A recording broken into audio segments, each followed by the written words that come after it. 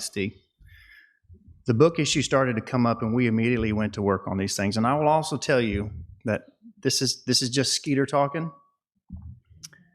I don't believe there's anything more precious in this world than a child. There's nothing more precious in the eyes of God, and there's certainly nothing more precious to me than children. And to make people believe that I do not want to protect the sanctity of a child is reckless. It's political and it's reckless. We had issues in Conroe ISD.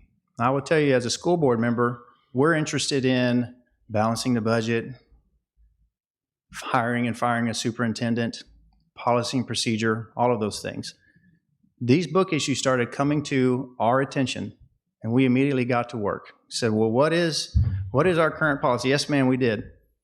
What is our current policy? How can we enforce it? So we started enforcing our current policy. That removed quite a few books.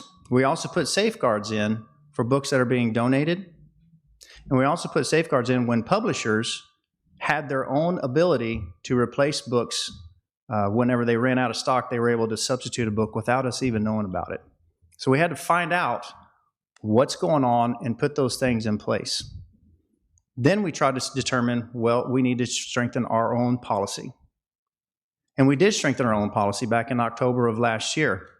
It was not the Katie policy, because the Katie policy has thousands of dollars in legal fees because they didn't do it right, and they had to change it again.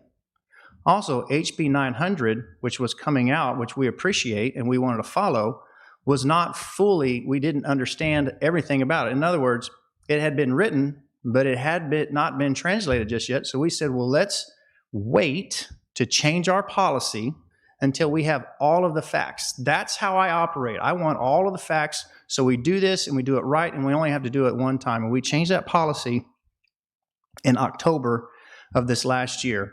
And I will tell you, since then, we haven't had any book challenges. In that policy, we made sure that the parents were involved in any type of challenge. Parents in our district that have kids in the district, someone wants to challenge a book, they can challenge the book, and it goes before a committee of parents. And the parents read the book, and then they get together and they determine if the book needs to be removed or not. And if it's not removed, then the person challenging it can then take it to the board, and the board can determine. We've had one book challenge since this has happened, and that book was it was met by the family, the parents in the district, and the parents in the district said the book is fine, and the person dropped it. We also have that ability in this policy that if a school board member says, no, I still don't agree with that, I want to challenge it, they have the ability to do so. That book has not been challenged by anyone. As a matter of fact, there is a group called Citizens Defending Freedom, which their whole purpose is to safeguard children and youth from inappropriate books. And I wholeheartedly support this organization. And their attorney at law sends me an email, Skeeter, thank you for ensuring that harmful books are taken out of access for children. I know the process is not as simple as we might want it to be. As we might want to make it seem for some of those books, because you have to balance between what is literary and protected by the First Amendment and what is obscene. Done wrong, you can face a federal lawsuit, and done right, you protect our children. I don't envy your job.